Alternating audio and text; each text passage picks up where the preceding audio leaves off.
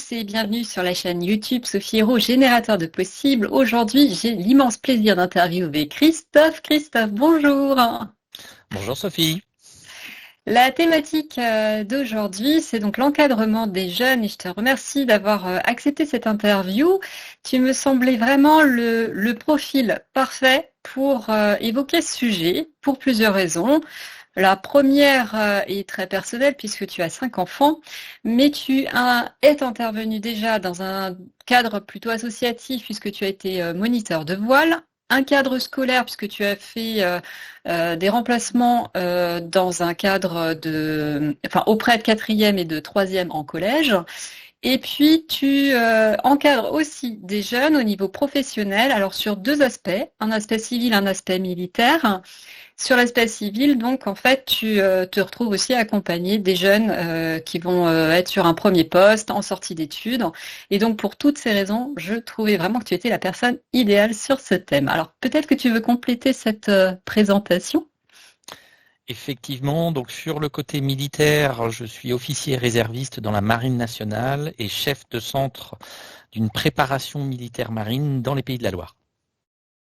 Donc, ça va rendre cette discussion extrêmement riche puisque, comme on peut le constater, tu as vraiment de quoi parler de l'encadrement, mais vraiment sous toutes ses formes et dans différents contextes et différents domaines, et aussi des interactions différentes avec des enjeux différents avec justement ces jeunes. Alors, une première question, c'est finalement qu'est-ce qui fait que tu as cet attrait pour les jeunes ? C'est le côté humain.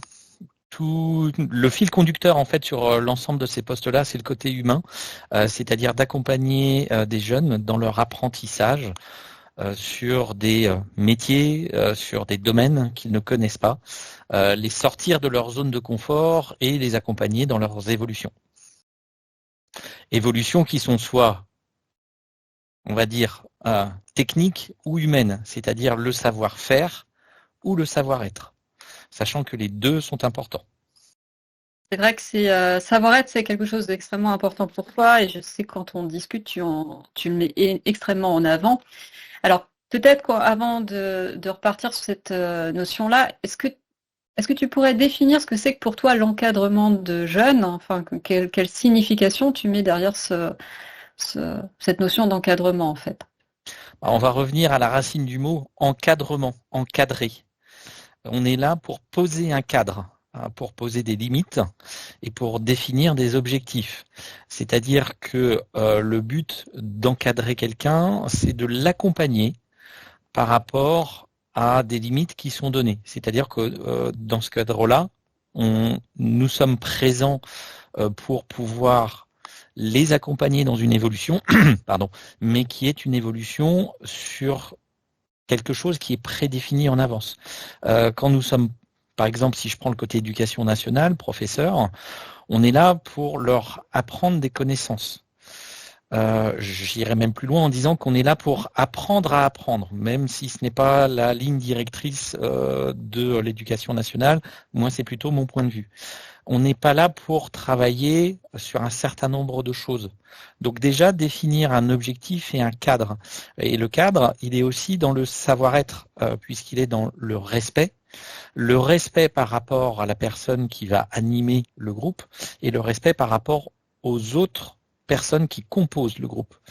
Et il est important dans ce cadre-là de dire aussi que il est autant intéressant que chacun avance individuellement, mais que le groupe avance aussi dans son ensemble. Donc cette notion du collectif qui est important aussi et qui finalement va avoir une influence. Tout à fait. Le collectif va être là pour valoriser ceux qui ont des capacités peut-être plus importantes que les autres, mais c'est pas pour valoriser l'individu. C'est fait pour valoriser le fait d'aller accompagner les autres qui sont peut-être un petit peu plus en difficulté. Donc c'est de donner un sens au-delà de dire je donne une note, oui c'est bien, tu as travaillé. C'est plutôt dans le cadre d'apprentissage de dire tu as une connaissance qui est plus avancée, et ben tu la partages. Donc on valorise, mais on ne valorise pas en mettant sur un podium, on valorise vis-à-vis des autres. Au niveau de la voile, Ça veut dire que par exemple sur les équipages, j'encadrais surtout des jeunes jusqu'à on va dire quoi, 12-14 ans la plupart du temps. Et ben les équipages, c'est un qui a déjà navigué avec un qui ne sait pas naviguer. Si on ne fait que des équipages qui savent naviguer et qu'on met à côté que des équipages qui ne savent pas naviguer, on va pas faire évoluer le groupe.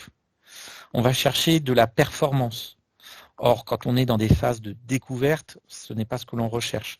En plus, d'un point de vue encadrant, c'est juste l'horreur parce que vous avez des bateaux qui sont très loin dehors et d'autres qui sont encore en train de quitter la plage. Donc, c'est pas bon non plus. Il faut aussi penser à l'encadrant dans ce cadre-là, sur le fait que cet équilibre-là permet aussi une homogénéité du groupe qui est plus facile à diriger. Est-ce qu'il y a des grands points clés dans l'encadrement, vraiment des choses qui doivent être là, qui peuvent être des repères pour les gens qui encadrent et qui sont assez systématiques? C'est déjà de définir avec le groupe que l'on prend les objectifs que l'on va tenir. C'est-à-dire, voilà, se présenter, j'arrive, je suis un tel, je viens pour vous apprendre ou vous accompagner dans l'apprentissage de. Voilà ce que l'on va faire aujourd'hui. Donc présenter le programme et voilà quelles sont les limites qui sont soit des limites en termes géographiques lorsqu'on est avec un groupe d'enfants, parce que en plus de tout ce que j'ai pu faire, il y a eu aussi toute la partie encadrement d'enfants dans le cadre de centres aérés.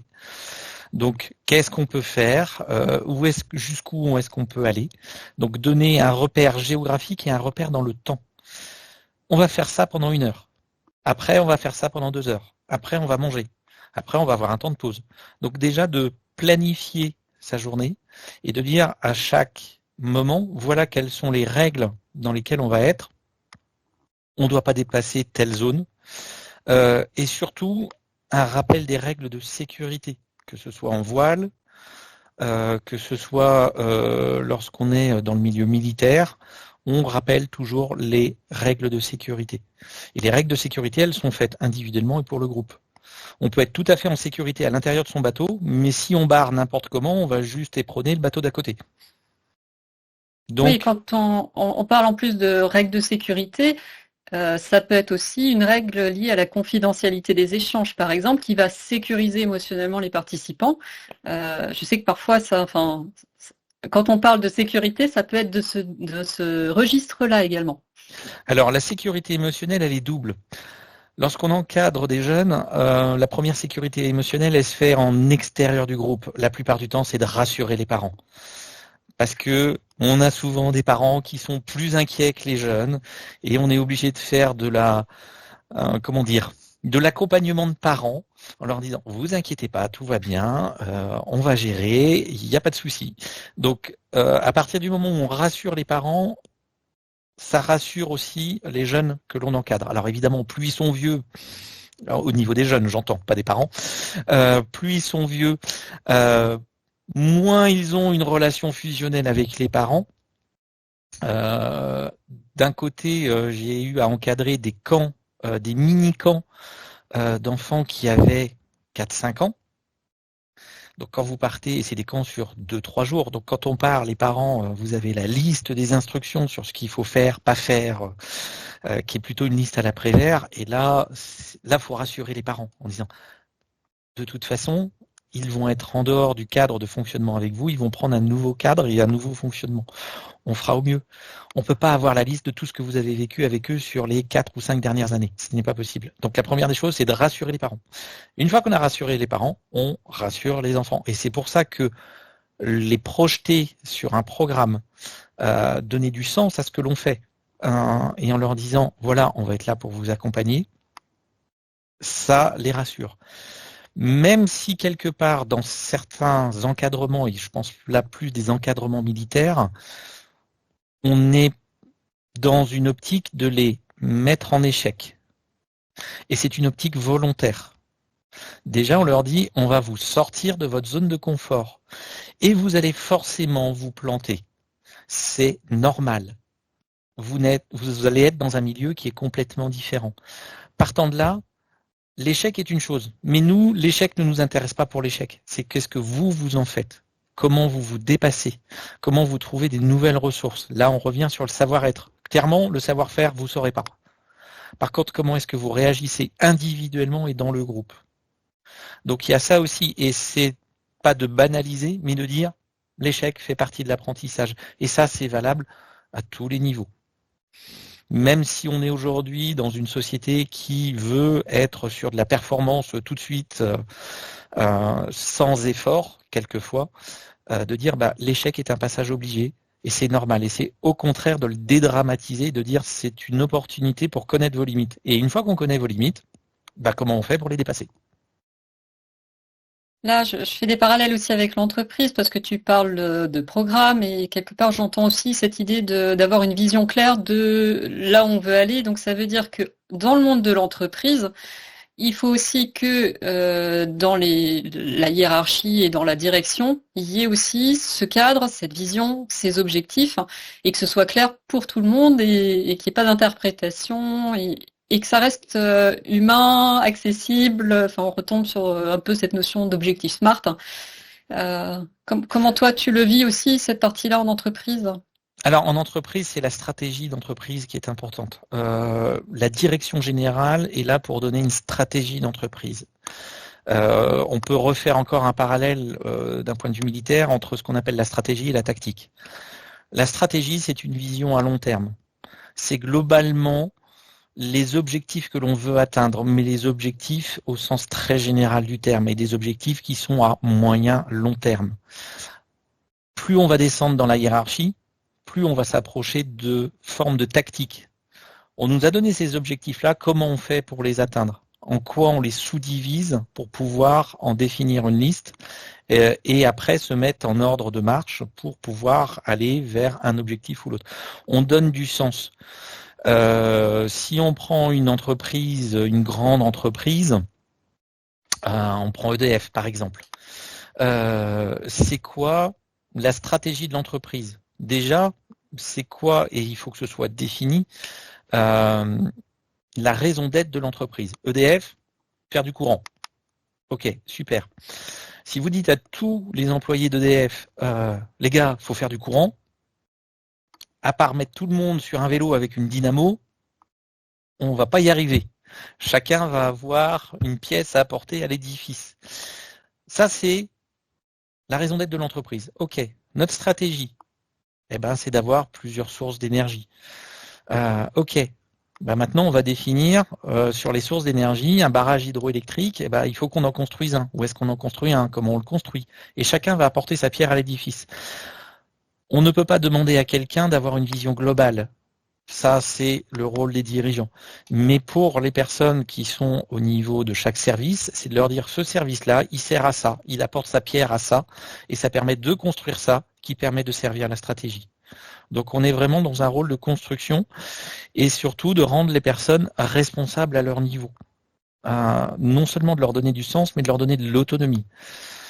C'est pas toujours le cas. Plus on est dans des grands groupes, plus on se retrouve avec des structures qui sont pyramidales et avec une notion de contrôle. Alors que l'autonomie est bien plus intéressante. Si on repasse sur un côté militaire, à partir du moment où un commandant de navire, pour reprendre dans la marine, a ses objectifs qui ont été définis avec l'état-major, il a toute liberté pour la mise en œuvre des moyens pour atteindre les objectifs. Personne ne viendra lui dire et contrôler comment est-ce que tu as fait. L'objectif, il est atteint, il est atteint. Tu as respecté la lettre de moyens qu'on t'a donnée, en gros la lettre de commandement. Maintenant, c'est à toi de gérer ton équipage. Il n'y a pas de notion de contrôle. Dans les entreprises, très souvent, on est sur de l'obligation de résultat et on en a oublié en dessous l'obligation de moyens. En la faisant courte, pas de bras, pas de chocolat. C'est-à-dire que clairement, on veut tout pour hier à moins cher que pas cher. C'est pas possible. Donc il y a un moment, il faut aussi avoir le respect dans les deux sens. On demande des objectifs, il faut que ce soit des objectifs atteignables. Et le rôle d'un manager, dans ce cadre-là, n'est pas d'être un super sachant sur l'équipe qu'il encadre, mais d'être quelqu'un qui va être le support de son équipe. C'est-à-dire que on lui demande de faire passer des messages, mais dans l'autre sens, c'est à lui de défendre le fait qu'il a besoin de moyens, que ce soit des moyens financiers, humains, matériels, du temps. La plupart du temps, c'est du temps. C'est au rôle de manager de défendre son équipe. Et le manager, il n'est pas là pour lui, il est là pour son équipe. C'est lui qui va être là pour fournir l'ensemble des moyens pour atteindre la stratégie de l'entreprise. Si je reviens sur finalement la partie plus scolaire, hein, puisque donc, comme on l'a dit, tu étais intervenu aussi en milieu scolaire. Comment tu faisais l'apprentissage de ces quatrième et troisième? Je sais que ta méthode est un petit peu particulière et que ça a surpris énormément les élèves. Est-ce que tu veux bien en parler?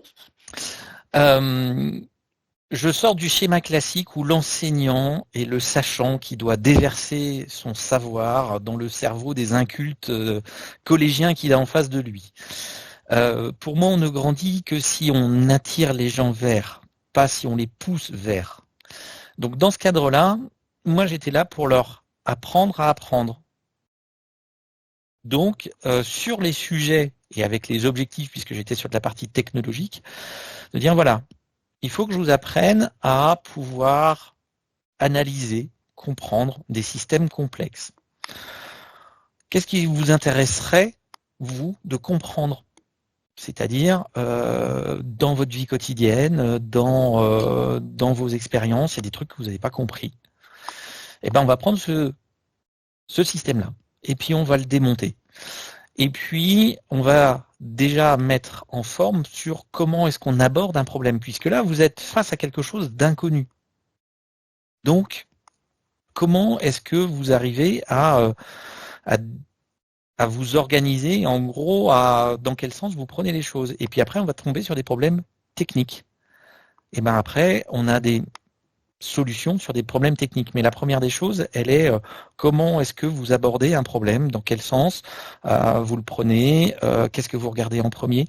Donc on est sur de l'apprendre à apprendre. On n'est pas là sur le fait de, je vous dis, problème A, solution A.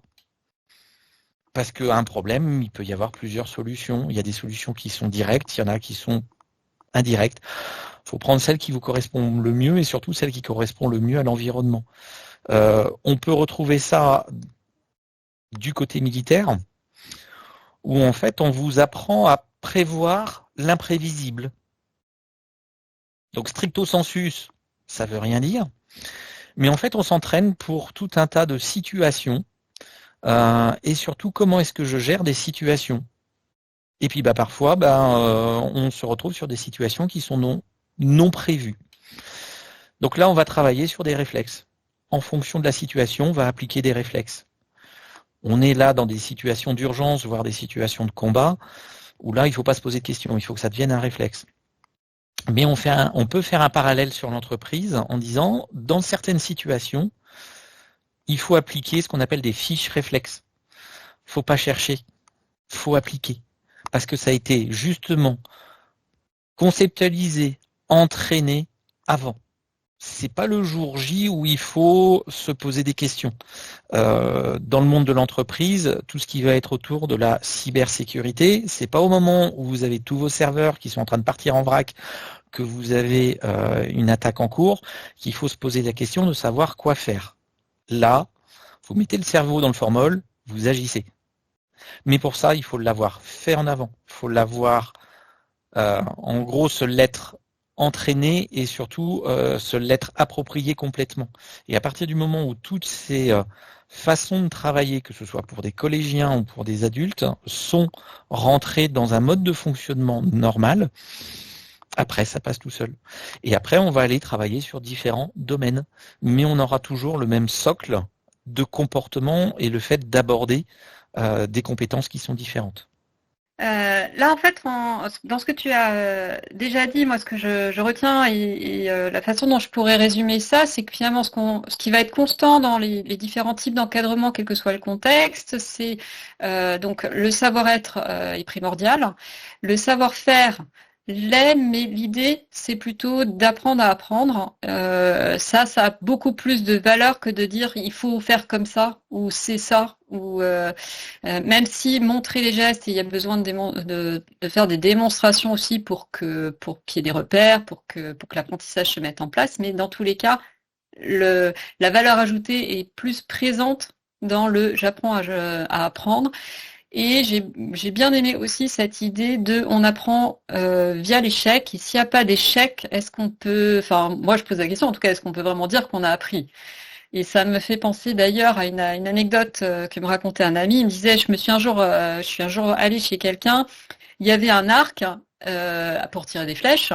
Il y avait une cible et donc j'y suis allée gaiement. Je me suis positionnée, j'ai pris l'arc, j'ai pris la flèche, j'ai tiré, je l'ai mis en plein dans le mille.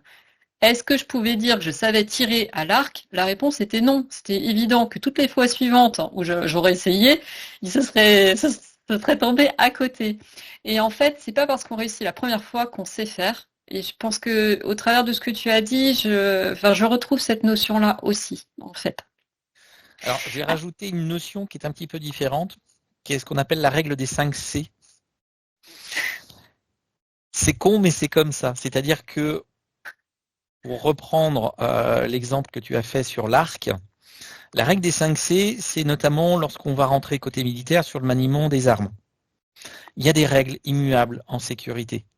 Elles sont connues depuis très longtemps et elles sont là pour assurer la sécurité de tous, du tireur et de son environnement.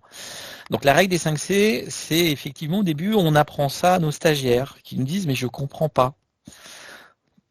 Effectivement, aujourd'hui, tu n'as pas suffisamment de recul pour la comprendre. Par contre, je te demande de l'appliquer parce que c'est une règle de sécurité. Donc, règle des 5 C, c'est con, mais c'est comme ça. Donc, et après, ça devient je comprends et j'ai de toute façon intégré. Donc là, dans ce cadre-là, effectivement, on peut avoir des choses qui ne sont pas de l'ordre de l'apprentissage, mais qui font partie des règles. Encore une fois, on revient au cadre. Effectivement, dans une partie, autant dans une salle de cours, en technologie, on va manier des équipements qui peuvent être dangereux. Il y a des règles de sécurité, elles sont immuables. On a les mêmes règles en termes de savoir-être. C'est-à-dire que le respect des autres est la première des choses. Vous avez tous des profils différents, vous avez des choses différentes à apporter. Ce qui se passe à l'extérieur du groupe, c'est-à-dire d'un point de vue familial, d'un point de vue personnel, reste à l'extérieur du groupe. Même si ça peut avoir des influences, on le sait, on a tous parfois des journées de merde, on va appeler ça comme il faut, et quand on rentre le soir, c'est compliqué de débrancher. Et ben, ça se passe aussi dans l'autre sens. Quand le matin, à titre individuel, vous avez couru dans tous les sens parce que tout ne s'est pas passé comme prévu et que vous arrivez au bureau, difficile d'arriver avec le grand sourire. Donc là, il faut savoir aussi prendre du recul et dire le savoir-être, eh ben, soit je m'isole, soit je transfère l'information. Vis-à-vis des enfants, ça marche aussi. Et là, c'est plus sur un côté personnel. Quand vous rentrez le soir et que vous avez tous les enfants qui vous sautent dessus pour vous raconter leur journée, c'est super. Mais vous pouvez aussi leur dire non, mais là, les gars, c'est gentil, mais j'ai eu une journée de merde. Vous pouvez me laisser 20 minutes, s'il vous plaît, parce que sinon, ça va être compliqué. Donc, le respect, il marche dans les deux sens. Et c'est humain. L'encadrant n'est pas quelqu'un non plus de parfait sur un groupe. Il est humain. Il faut savoir aussi se reposer soit sur des personnes relais, soit délégué. Et délégué est aussi important dans le cadre de l'entreprise. Et on peut voir dans ce cadre-là les militaires comme une forme d'entreprise, un peu particulière, mais c'est une forme d'entreprise. Et de dire, il y a des moments, je me mets en retrait. Et le fait de se mettre en retrait permet de traiter des sujets de fond à côté, mais permet aussi aux gens, ou en tout cas aux personnes, de s'auto-organiser. et d'expérimenter plus des formes de liberté, toujours dans le cadre qui a été défini et dans les objectifs qui font sens. Donc parfois lâcher la bride est tout aussi intéressant. Et j'entends cette petite notion de... Alors, je mets ces mots-là, mais faire preuve de transparence, voilà, peut aider et simplifier un certain nombre de choses, sachant que évidemment tout n'est pas bon à dire, on le sait, mais ça peut être bien de dire certaines choses, en tout cas. Là où on va avoir une grosse différence, c'est entre le milieu militaire et le milieu civil. Milieu civil, faut mettre les formes. Milieu militaire, c'est rare qu'on les mette. Parce que on peut être dans des environnements contraints. Et là, il n'y a pas le temps de passer par la case débriefing, explication et autres. T'es pas au rendez-vous de ce qu'on a demandé en termes d'objectifs et d'heures. T'as fait de la merde, t'as mis en danger les autres. C'est clair, c'est net. En entreprise, on va éviter. On va prendre plus le temps, le risque il est moindre. Un bâtiment en zone de combat, si vous ne faites pas ce qu'il faut, vous mettez en risque l'intégralité du bâtiment avec son équipage. Donc on n'a pas le temps de discuter. Il faut que les choses avancent. Parce qu'on peut être dans ce genre de conditions. C'est pas tout le temps le cas, fort heureusement. En entreprise, on est moins sur ce genre de problématique d'environnement contraint. Hormis les aspects de sécurité, et j'entends sécurité très première, c'est-à-dire sécurité physique des personnes. Dans l'industrie lourde, si vous voyez quelqu'un qui se balade sous une charge de plusieurs tonnes qui est au-dessus de sa tête, vous n'allez pas faire une note au chef. Vous allez le prendre par la ceinture et le tirer en dehors de la zone à risque. Il faut savoir adapter. Après, il faut savoir expliquer pourquoi, effectivement, à certains moments, il y a besoin de ce genre de réaction et d'autres, non. Et c'est surtout, une fois qu'on est revenu dans une zone un peu plus de confort, de débriefer. Il faut faire un premier débriefing à chaud. C'est de dire, effectivement, il y a eu une connerie. Et là, il faudra qu'on se voit après pour en rediscuter. C'est valable aussi dans la gestion des conflits. Il y a un truc qui ne va pas. Vous avez deux personnes au sein du groupe qui sont en train de se comment dirais-je, faire monter la cafetière. C'est valable aussi à titre personnel. La première des choses, c'est de stopper la situation sans prendre position. Il y a un truc qui ne me convient pas par rapport aux règles de respect entre vous. Je ne veux pas savoir ce qui s'est passé, qui a fait quoi. Ce que je constate ne me convient pas. Et là, vous êtes quelque part le maître des horloges et le maître de ce qui se passe. Je casse une situation. Après, on verra. Mais la situation ne peut pas perdurer en l'état. C'est valable en entreprise, c'est valable dans le monde militaire, mais il y a un moment, il faut affirmer le cadre. Et là, aujourd'hui, c'est une grosse problématique. Et surtout, quand on parle sur l'encadrement des jeunes, vous leur donnez un cadre, mais si le respect de ce cadre-là n'est pas présent, qu'est-ce qui se passe? Il faut qu'ils soient sûrs que les limites soient toujours les mêmes et que la punition, entre guillemets, soit immuable. Si vous commencez à avoir des limites qui sont molles, vous avez un cadre qui est mou. Il ne tient pas. Oui, ça devient pour eux, en fait. Aujourd'hui, j'ai des jeunes qui viennent dans le monde militaire parce qu'ils demandent un cadre, en disant, nous, le cadre, il nous permet de savoir où sont les limites et d'être sécurisés dans ces limites. Nos limites, c'est très bien. Mais finalement, ça ouvre la porte à beaucoup de choses où, en fait, ils savent qu'ils n'ont pas la main, voire qu'ils peuvent se mettre en danger. Le fait d'être dans un cadre, et surtout avec des règles qui sont immuables, ces règles-là ne sont pas là pour les contraindre, elles sont là pour les protéger.